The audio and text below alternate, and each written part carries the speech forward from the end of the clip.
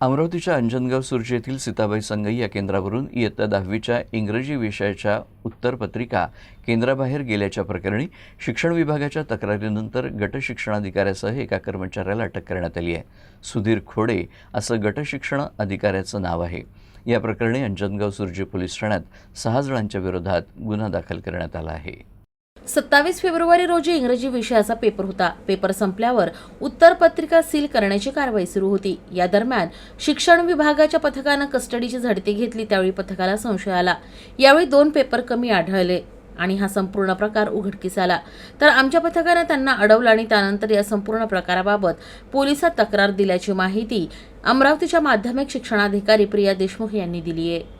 27 February 2026 इंग्रजीच्या पेपरच्या दिवशी आमचे जे महिला पथक आहे, ज्यांच्या पथक प्रमुख रजनी शिरभाते मॅडम होत्या, त्यांनी कस्टडी जी असते तिथे भेट दिली आणि त्यांना थोडीशी शंका आली म्हणून त्यांनी पेपर जेव्हा काउंट केले तर 2 पेपर त्याच्यामध्ये कमी आढळून आले आणि कमी मिळाल्यामुळे त्या तिथंच थांबल्या आणि नंतर 2 संशयित व्यक्तींनी ते 2 पेपर त्याच्यामध्ये टाकण्याचा प्रयत्न केला. मग त्यांना आमच्या पथकाने अडवलं.